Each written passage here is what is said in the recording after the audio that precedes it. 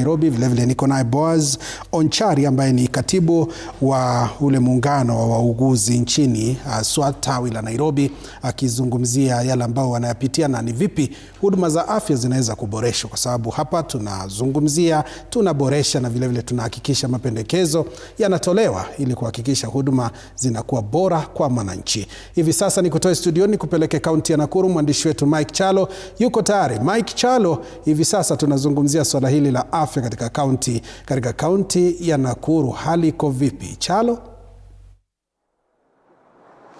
Naam, kweli kabisa Joash, barabara kabisa. Katika kaunti ya Nakuru hali ni tete tu kama kaunti zingine katika taifa hili la Kenya. Manake awali baadhi ya wauguzi wanasema kuwa waliweza kutishiwa na usimamizi wa kaunti dhidi ya kujiunga katika maandamano au katika migomo ya wauguzi, wakitishiwa kufutwa kazi. Lakini vile vile juhudi zetu za kuwasaka wauguzi wale ili waweze kuzungumza nasi hazikufua dafu, japo tumeweza kukusanya tu baadhi ya wakazi waweze kutuambia hali ya afya katika jiji la Nakuru ikoje. Pengine kama utakaribia ukianza na jina lako, pengine kwa maoni yako, wewe ni mkazi wa jiji hili kwa muda mrefu. Mpaka sasa tangu gatuzi uweze kuanza na hadi katika serikali ya kaunti tulionayo sasa hii, hali ya afya unaionaje hapa katika kaunti ya Nakuru? Kwa majina naitwa Simon Sangale Olenasieku, Chairman Nakuru Human Rights Network na pia mkazi wa Nakuru. Sasa hivi ni miaka 13 kutoka wakati ambapo devolution ilipoanza. Na sisi kama wakaaji wa Nakuru na katika taifa la Kenya, we had high hopes ya kwamba afya itaweza kuboreshwa kwa kipindi cha miaka hiyo 13. Lakini mimi ningependa kusema kwamba katika kufikia sasa, hali ya afya katika kaunti ya Nakuru iko katika ICU level, yani mahututi. Tumeona kwamba katika hospitali zetu wakati wagonjwa wengi wanaenda mahali pale, hakuna madawa. Na tunaona katika kipindi cha kila miezi mitatu, Gavana Susan Kihika huwa anazindua madawa akiwa na waziri wa afya, ya kwamba malori zinatolewa zinapelekwa kule katika mahospitali. Lakini unapoenda katika hospitali baada ya wiki moja, unakuta hata ile Panadol haipatikani. Jambo lingine ni kwamba tunaona katika hospitali hizi zetu hawajaboresha kwa njia ambayo kupanua, kwa sababu tunaona inakuaje wagonjwa wanakaa 3 kwa kitanda moja. Saa zingine tumeona picha zimetoka katika televisheni, tunaona watoto wanakaa katika, wamezaliwa wamewekwa kwa box kule katika maternity unit, tunaona wamewekwa katika boxi, wamelalishwa chini. Tumeona pia katika hospitali zetu, hata katika PGH mochari, watu wamekufa na wanapotea kutoka kwa mochari, kumaanisha kwamba kuna utepetevu mwingi katika hospitali zetu. Tukisalia hapo kwa dawa, umesema kuwa gavana ndio huwa anazindua malori ambayo amebeba dawa akiwa na waziri wa afya. Zile dawa zinaenda wapi kama zinazinduliwa na zinawekwa katika hospitali ya PGH? Baadaye huwa zinakwenda wapi? Utafiti wetu unaonyeshana kwamba hii miezi mitatu gavana anapozindua madawa, tunaona kama lori 5-6 zimepakiwa madawa. Lakini jambo ambalo zinatushangaza, tunaona kwamba hakuna madawa hospitalini. Sisi tumeona kana kwamba kuna biashara inaenda kati ya maafisa wakubwa katika county government ya Nakuru na zile chemist katika maeneo ya Nakuru. Wanauzia hizo madawa, zinakuwa diverted to chemist ili kwamba ziweze kuuzwa. Na pia kuna ule uwezekano kwamba wanatuonesha madawa za milioni 50 zimezunduliwa, lakini pengine kule ndani ni mabox ambazo hazina madawa, kumaanisha kwamba pesa mingi zinaporwa. Jambo lingine pia kuna hili mambo ya Facility Improvement Fund ambazo Nakuru County inapataka pesa mingi sana. Na hizi pesa tunauliza zinaendaga wapi? Kwa sababu hivi karibuni tunaona kwamba Control of Budget, Auditor General aliweza kutoa ripoti ya kwamba county ya Nakuru iko na zaidi ya 311 bank accounts. Mingi zao hizi bank accounts tunasikia ni za hospitali.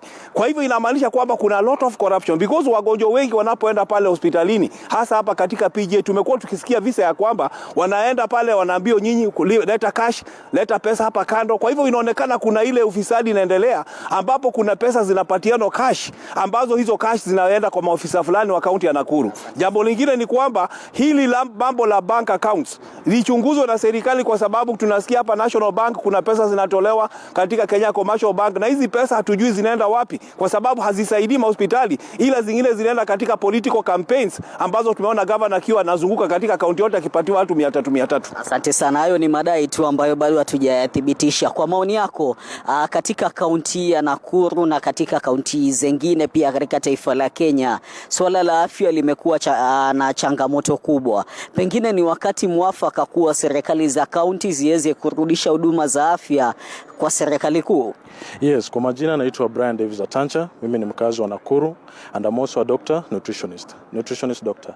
Yes, ningependa kusema kwamba there is corruption in this county, and also it has deteriorated into the formation of poor health status in individuals in PGH, because PGH is a referral hospital, and also a lot of individuals go there, patients, because of being a referral hospital in Nakuru. So I'd like to say the money should not be coming to counties. It should be done at the national government level, because of lack of steady entitlements of distribution of medicine and also distribution of food, because there is also lack of food in hospitals, which is also getting worse and worse, because even the people who are coming to visit the patients, they're not even allowed to get in with foods. And also there is this distribution of GMO nutrients, especially in market centers. So before even we talk about the money distribution and all that, we should also talk about the GMO. GMO is another disorder that is, people are really eating it, and it's also deteriorating their lifespan and also giving them risk problems. Maoni yako, umesema kuwa serikali za kaunti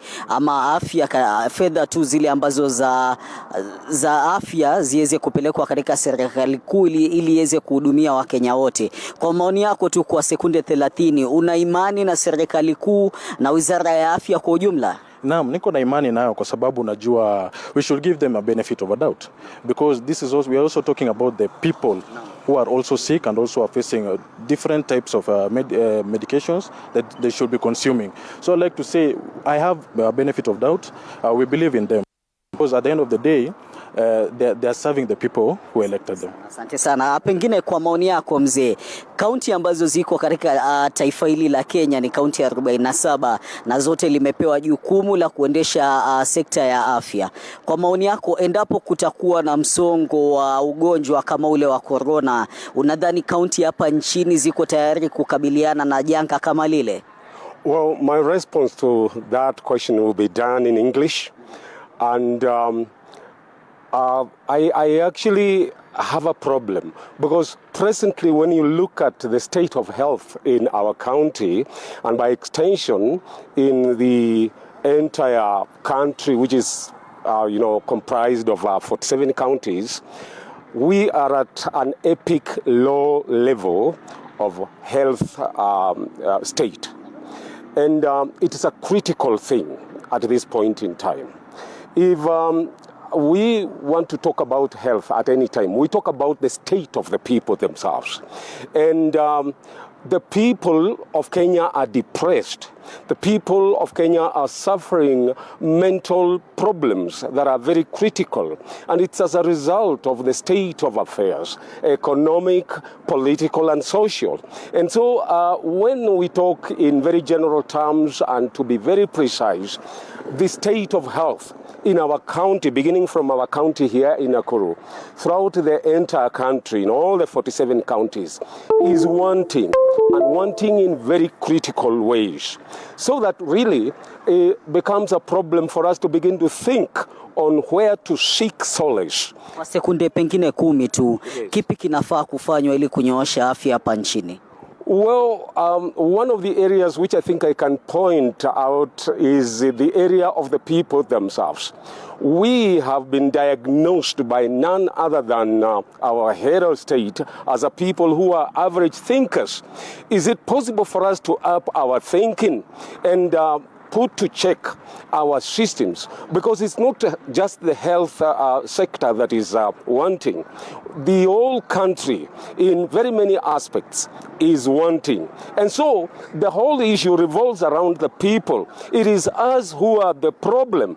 When you come to think about the genesis of our problems, it is the people themselves, and we have to look into ourselves for solutions. Asante sana. Joash, ndo maoni hayo ya wakazi wa jiji hili la Nakuru.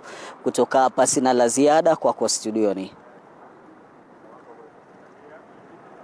Na shukran sana mwandishi wetu habari kutoka Nakuru Mike Chalo kwa tathmini hiyo, na vile vile kuzungumza na wakazi kuhusiana na hali ya afya katika kaunti. Na mtazamaji, hapa studioni pia tunaendelea na mazungumzo yetu